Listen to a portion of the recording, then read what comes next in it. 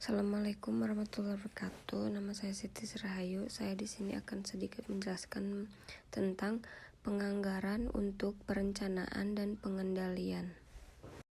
Yang pertama ada perencanaan atau planning, yaitu proses mengidentifikasi tujuan dan tindakan yang diperlukan untuk mencapainya. Yang kedua ada anggaran atau budget, yaitu ekspresi kuantitatif suatu rencana yang dinyatakan dalam satu fisik atau keuangan atau keduanya.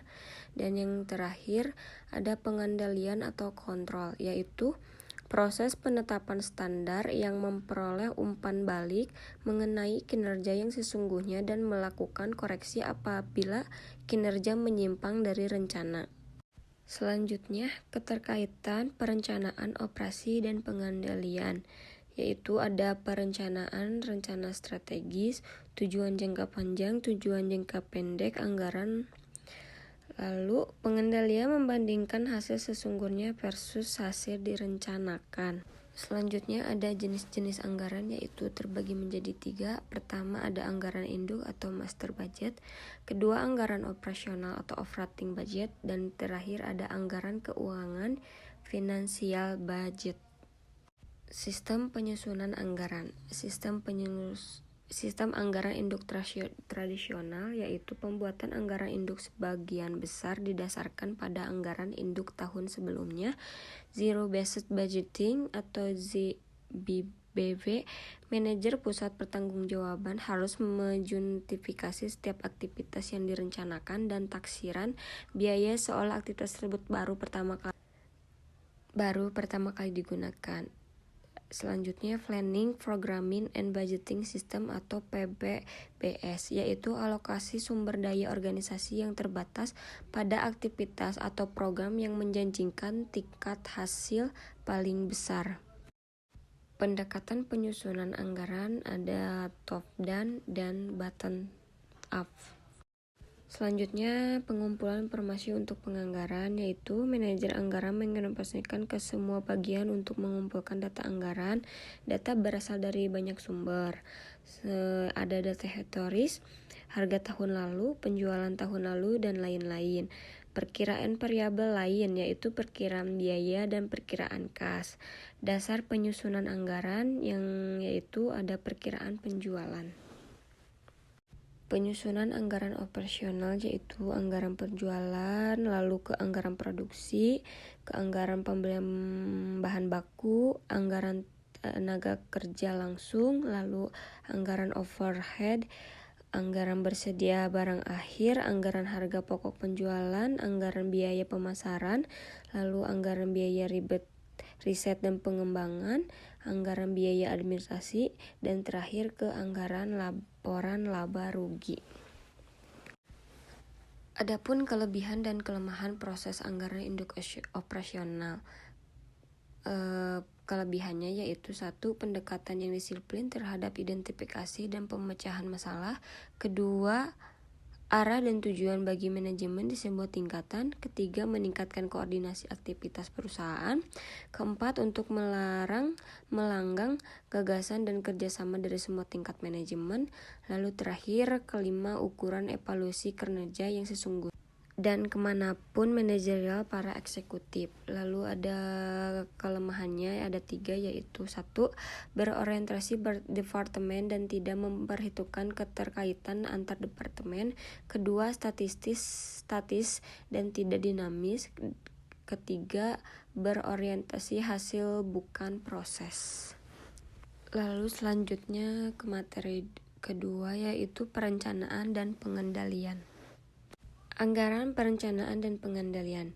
Perencanaan adalah pandangan ke depan untuk melihat tindakan apa yang seharusnya dilakukan agar dapat mewujudkan tujuan-tujuan tertentu. Anggaran adalah melihat ke belakang, menentukan apa yang sebenarnya telah terjadi dan membandingkannya dengan hasil yang direncanakan sebelumnya. Perbandingan ini dapat digunakan untuk menyesuaikan anggaran, yaitu melihat ke masa depan. Sekali lanjutnya ada pengertian anggaran. Anggaran adalah komponen kunci dari perencanaan, yaitu rencana keuangan untuk masa depan yang mengidentifikasi tujuan dan tindakan yang diperlukan untuk mencapainya. Dan terakhir ada pengertian dari rencana strategis, yaitu mengidentifikasi strategi-strategi untuk aktivitas dan operasi di masa depan setidaknya 5 tahun ke depan. Strategi umum diterjemahkan dalam tujuan jangka panjang dan jangka pendek untuk membentuk dasar anggaran. Dan di sini kita bisa lihat tahapan-tahapan tentang perencanaan dan pengandalian, gimana alurnya. Adapun manfaat anggaran yaitu pertama, memaksa para manajer untuk melakukan perencanaan. Kedua, menyediakan informasi yang dapat digunakan untuk memperbaiki pengalaman. Ketiga, menyediakan standar evaluasi kinerja. Dan terakhir, keempat, yaitu memperbaiki komunikasi dan koordinasi. Anggaran induk atau master budget. Anggaran induk master budget adalah rencana keuangan komprehensif bagi organisasi secara keseluruhan, biasanya untuk periode 1 tahun sesuai dengan tahun fiskal perusahaan. Adapun komponen utama master budget yaitu menjadi 2 komponen. 1, anggaran operasional dan kedua, anggaran keuangan. Anggaran operasional, anggaran budget, mendeskripsikan aktivitas yang menghasilkan pendapatan bagi suatu perusahaan seperti penjualan, produksi, dan persediaan barang jadi. Hasil akhir anggaran operasional adalah performa atau perkiraan laporan laba rugi.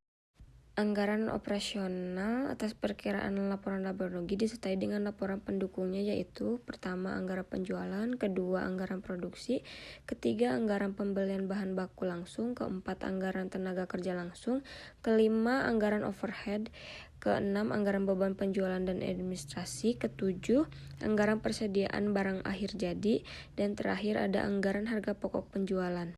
Selanjutnya, anggaran penjualan, sales budget atau sales budget. Sales budget adalah proyeksi yang disetujui komite anggaran yang menjelaskan penjualan yang diharapkan dalam satu unit dan uang. Tahap-tahap pembuatan sales budget. 1. Mengembangkan prediksi penjualan dengan pendekatan bottom up average dan mempertimbangkan faktor-faktor lain seperti iklim ekonomi secara umum, persaingan, iklan, kebijakan, penetapan harga, dan lain-lain.